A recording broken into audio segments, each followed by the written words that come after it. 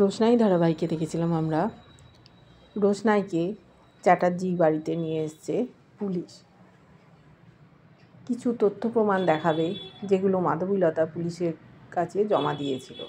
সকলে উপস্থিত। রোশনাইকে অনেক কটু কথা শুনতে হচ্ছে। মাথা উঁচু করে গেছিল, নিচু করে ফিরল।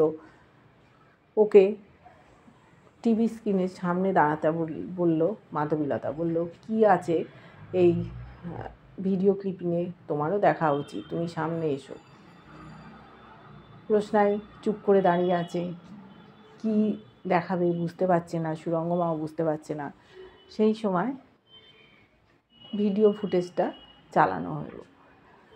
চালাতেই আমরা দেখতে পেয়েছি বিয়ের দিন কিভাবে সুরঙ্গমা রোশনাইয়ের কাপড়ে একটা জ্বলন্ত প্রদীপ ফেলে দিয়েছিল। ও শাড়িতে আগুন ধরে গেছিল, নিজেকে বাঁচাতে প্রদীপটা ঝাড়তেই চলে গেছিল গরিমার কাপড়ে, এতে গরিমার কাপড়েও আগুন ধরে গেছিল। দোষটা আসলে সুরঙ্গমার।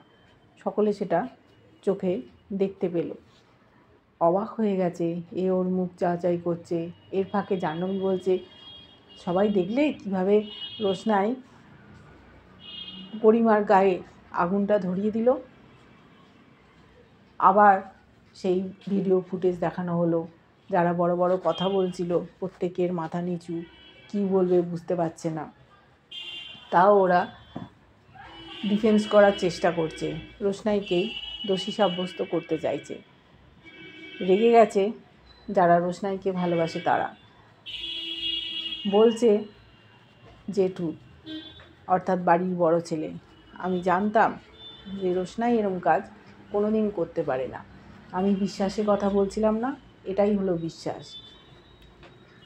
ছোটু, মাধবীলতা ওরা তো চুপ করে আছে, ওরা সমস্ত ঘটনাটাই জানে। বলছে, বাবা তুমি কিছু বলবে না? বলছে, আমি জানতাম যে রোশনাই নির্দোষ, ও এরম কাজ কোনো দিন করবে না। আর ওই মেয়েটা, সে এইরকম নির্লজ্জ, ছি, একটা বেহায়া মেয়ে। সুরঙ্গমাকে বলছে। সুরঙ্গমা ভাবছে এটা কি হলো, বলতে চাইছে যে এই ভিডিওটার কি মূল্য আছে, এটার সত্য কি না সেটাও আমরা জানি না। আরণ্যকের বাবা সুরঙ্গমার অপরাধটা দেখেও ওকে বাঁচানোর চেষ্টা করছে। বলছে, দেখুন এটা তো কোনো ফেক ভিডিও হতে পারে।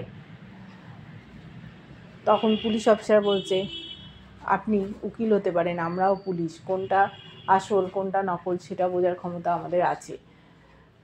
এখন ব্যাপারটা পরিষ্কার হলো, সুরঙ্গমা মুখার্জি রোশনাইকে পুড়িয়ে মারতে চেয়েছিল। তারপরে জোর করেছিল ওকে শাস্তি দিতে হবে, যাবজ্জীবন যেন ওর হয়। সুরঙ্গমা চুপ করে আছে। ওর স্বামী বলছে, সুরঙ্গমা এই কাজটা তুমি করেছো? আমি তো ভাবতেই পারছি না, কি করে করলে তুমি? রোশনাইকে তুমি মারতে চেয়েছিলে? আরণ্যক সে নিজের মনে মনেই ভাবছে যে রোশনাই, আমি তোমাকে নিয়ে যেটা ভাবতাম সেটা আমার মনের মধ্যেই রয়ে গেল। হয়তো মনে কোনো এক কোণে সন্দেহ হয়েছিল যে তুমি এই কাজটা করেছো, কিন্তু তুমি আমার সম্মানটা বাঁচিয়ে দিলে। ও চিৎকার করছে যে সুরঙ্গমা আন্টি, আপনি এই কাজটা করে রোশনাইয়ের ঘাড়ে দোষ দিচ্ছেন। বলছে, কি বলছো? আরণ্যক চিৎকার করে উঠেছে। সকলে দেখছে, আবার ভিডিও ফুটেজটা দেখানো হলো। বারবার দেখে এটাই প্রমাণ হলো যে সুরঙ্গমাই দোষী।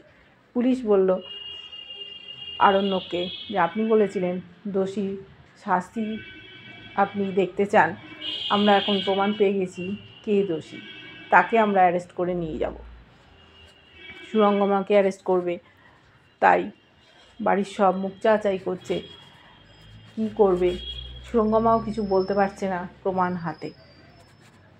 রোশনাই তখন বলল হাত জোর করে পুলিশকে, আপনারা আমার মাসিকে অ্যারেস্ট করবেন না, আমার অনুরোধ।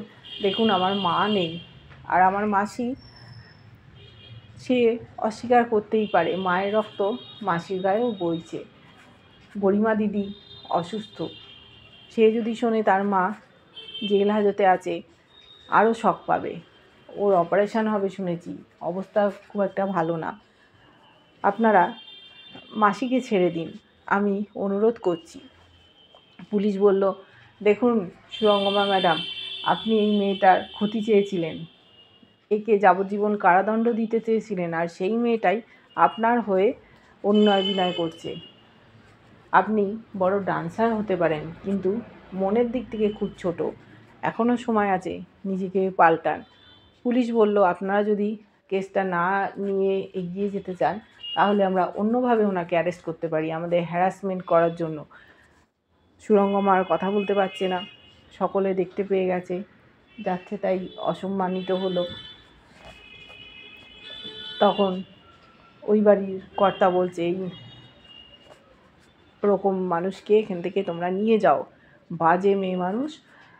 মিনি বলল যে ওই নাচনেওয়ালিটা সারাদিন নেচে নেচে ঘুরে বেড়ায় আর রোশনাইয়ের ঘাড়ে দোষ দিয়েছিল। আমরা জানতাম তো রোশনাই এরকম কাজ কখনোই করতে পারে না। ইচ্ছে করে রোশনাইকে ফাঁসিয়ে দিয়েছিল, কিচ্ছু বলতে পারছে না। রোশনাই যখন কাকুতি মিনতি করছে তখন পুলিশ অফিসাররা ভাবছে যে ওকে ধরা যাবে না, সবাই ওর দিকে তাকিয়ে আছে। জাহ্নবীর মুখটা দেখার মতো ছিল, সেও এখনও রোশনাইকে যেন রাগের চোখে দেখছে। সবাই কত কথা, রোশনাই অপরাধী, এমনকি ওই বাড়ির যে গিন্নিমা তিনিও রোশনাইকে নিয়ে অনেক খারাপ কথা বলেছেন। একজন বয়স্ক মানুষের কাছ থেকে এরকম খারাপ আচরণ আশা করা যায় না। রোশনাই বলল, দেখুন গরিমা দিদির ভালো চায় মাসি, আমার মা যেরকম আমার ভালো চাইতো সেই রকম মাসি হয়তো ভেবেছিল যে আমি থাকলে ওর মেয়ের কোনো ক্ষতি হতে পারে, সেই জন্য এই পথটা অবলম্বন করেছিল। বুঝতে পারেনি এটা সঠিক পথ নয়। মাসির দিক থেকে মাসি ঠিক, নিজের মেয়ের সুখের জীবন সাজিয়ে দিতে চেয়েছিল আর আমাকে সরিয়ে দিতে, কিন্তু সেটা হয়ে ওঠেনি। কি করব, সকলে বলছে যে তোমার মেয়ের এই অবস্থার জন্য দায়ী তুমি নিজেই, কেন তুমি এরকম করলে? আজকে মেয়েটা হাসপাতালে, তুমি চেয়েছিলে আসলে রোশনাইকে পুড়িয়ে মারতে। সুরঙ্গমার হাজব্যান্ড বলছে যে তুমি আমাকে হাসপাতালে বলেছিলে না রোশনাইয়ের পায়ে তুমি বেড দিতে চাও, এইভাবে দিতে চাও, ওকে পুড়িয়ে মেরে ওর যাবজ্জীবন কারাদণ্ড দিয়ে এইভাবে চুপ করে আছে, কথা বলতে পারছে না। তারপর রোশনাইয়ের কথা শুনে চলে গেল পুলিশ, অ্যারেস্ট করলো না। দেখেছি রোশনাই নিজের ব্যাগ গোছাচ্ছে। ও সকলকে বলেছে যে আমি এই বাড়ি থেকে চলে গেলে আর কোনো অশান্তি হবে না, সকলে সুখে শান্তিতে সংসার করতে পারবে, তাই আমি এখান থেকে চলে যাব। সেই মতো ঘরের মধ্যে এসে একটা একটা করে গোছাচ্ছে জামা কাপড়। এই বাড়িতেও আর থাকবে না, অনেক হয়েছে, অনেক অশান্তি হয়েছে, আর একটু হলেই ওর যাবজ্জীবন হয়ে যেত, বিনা অপরাধে শাস্তি পেয়ে যেত। ও এইভাবে থাকতে চায় না।